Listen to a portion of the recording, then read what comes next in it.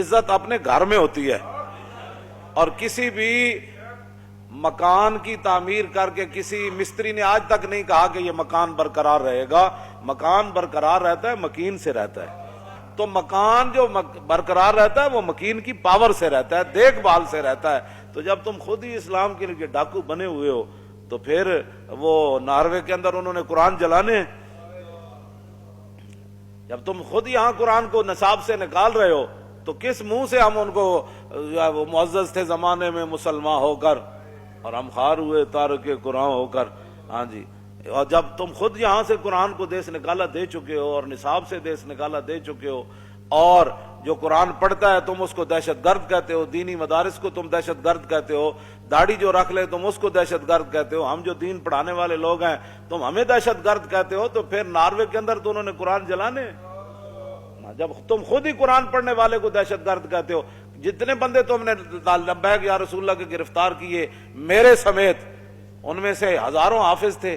تو جب تم خود حافظوں کو جن کے سینے میں قرآن موجود ہے تم خود ان کو ہتھکڑیاں لگاتے ہو اور ان کو کہتے ہو یہ دہشت گرد ہے، تو پھر ناروے کے کافروں سے کیا امید رکھتے ہو کہ وہ قرآن کی تعظیم کریں گے؟ تو اب جب تم نے صاحب قرآن کی تعظیم نہیں کی، حالانکہ رسول اللہ نے 70 لاشیں پڑی تھی میدان احد میں، تو نبی علیہ الصلوۃ والسلام جس صحابی کو حضور پہلے دفنا دیتے نا اٹھا کر، تو اس کا معیار یہی تھا، حضور جس سے پیار کرتے تھے اسی کی شان صحابہ کہتے یہ بڑی شان والے ہیں. تو حضور جس کو اٹھا کر پہلے قبر میں رکھ دیتے صحابہ میں یہ مشہور ہو جاتا کہ یہ سب سے بڑی شان والے ہیں، حضور نے ان کو پہلے قبر میں رکھا. لیکن حضور نے وہاں ایک معیار مقرر فرمایا ایو مخزن للقرآن، فرمایا بتاؤ ان میں سے بڑا قاری اور حافظ کون ہے؟ فیضا اشیر لہو لحد الیہ، جب صحابہ عرض کرتے کہ حضور یہ سب سے بڑے حافظ ہیں، یہ سب سے بڑے قاری ہیں، تو حضور فرماتے ان کو اٹھا کر لاؤ، سب سے پہلے میں ان کو قبر میں رکھوں. تو جب تم نے خود ہی قرآن کی قدر جو ہے وہ نہیں کی. اقبال کیا کہتے ہیں؟ حفظ قرآن عظیم آئین توست، حرف حق را فاش گفتن دین توست. اقبال کہتا ہے یہ تو تیرا کام تھا نا قرآن اٹھا کر. وہ اپنی انگریزی کی کتابیں نہیں جلاتے، قرآن آخر کیوں جلاتے ہیں؟ کیوں جی؟ وہ اپنی گندی باتیں نہیں جلاتے، وہ گندگی کے بھرے ہوئے ناروے کے وہ جناب جن کا باپ کا ماں کا کوئی پتہ نہیں، ان وہ قرآن کو آخر کیوں جلاتے ہیں؟ اس کا کون ذمہ دار ہے؟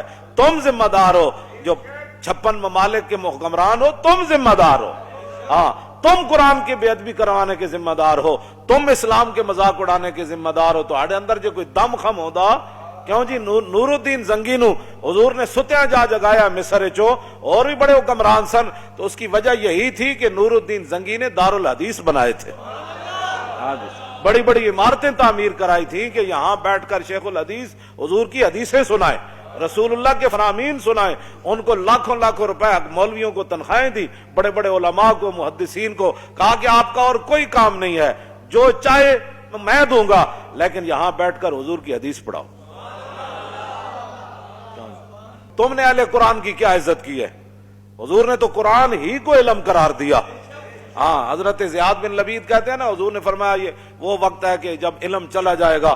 تو کہتے ہیں میں نے عرض کی حضور کیف یذهب العلم نحن نقرأ القرآن ونقرئ ابناءنا ويقرئ ابناؤنا ابناءهم الى يوم القیامہ. حضور قرآن علم کیسے چلا جائے گا؟ پھر آپ کی امت پر زوال آ جائے گا. ہم آپ سے قرآن پڑھتے ہیں، ہم اپنے بچوں کو پڑھائیں گے، ہمارے بچے اپنے بچوں کو پڑھائیں گے، ان کے بچے پھر اپنے بچوں کو پڑھائیں گے الى یوم القیامہ. قیامت تک یہ سلسلہ چلے گا، تو علم کیسے چلا جائے گا؟ حضور نے فرمایا او زیاد، میں نے تو سمجھا تھا تو بڑا سمجھدار آدمی ہے، مدینہ منورہ میں تیری ماں تجھے روئے، یہ کیا بات تو نے سمجھ لی؟ اب الیس ھذا الیہود والنصارى یقرؤون التوراۃ والانجیل ولا یعملون بشیء فیہما. فرمایا یہ تمہارے سامنے یہود و نصارہ موجود ہیں، تورات بھی پڑھتے ہیں، انجیل بھی پڑھتے ہیں، لیکن جو اس میں لکھا ہے اس پر عمل نہیں کرتے. تو فرمایا میری امت قرآن ضرور پڑھے گی لیکن عمل نہیں کرے گی، تو علم چلا جائے گا. بتاؤ، یہاں تو قرآن دیکھ کر امت کو پڑھنا نہیں آتا. جن کو دیکھ کر قرآن نہیں پڑھنا آتا، ان کو کیا سمجھنا ہے کہ جناب فَبِأَيِّ آلَاءِ رَبِّكُمَا تُكَذِّبَانِ کا کیا معنی ہے؟ कुल्लु मन अलैहा फान व यबका वजहु रब्बिका ज़ुल जलाल वल इकराम का क्या माना है? वलिमन खाफ मकाम रब्बिही जन्नतान फबिअय्यि आलाइ रब्बिकुमा तुकज़्ज़िबान ज़वाता अफ़नान व मिन दूनिहिमा जन्नतान। इन चीजों का इनको क्या पता है? इज़ा वक़अतिल वाक़िअतु लैसा लिवक़अतिहा काज़िबा ख़ाफ़िदतुन राफ़िअतुन इज़ा रुज्जतिल अर्दु रज्जम व बुस्सतिल जिबालु बस्सा फ़कानत हबाअम मुंबस्सम व कुंतुम अज़वाजन सलासा सब्बह लिल्लाहि मा फ़िस समावाति व मा फ़िल अर्द व हुवल अज़ीज़ुल हकीम। या अय्युहल्लज़ीना आमनू लिम तक़ूलूना मा ला तफ़अलून कबुर मक़्तन इंदल्लाहि अन तक़ूलू मा ला तफ़अलून तबारकल्लज़ी बियदिहिल मुल्कु व हुवा अला। इनको क्या पता है मैं क्या पढ़ रहा हूँ?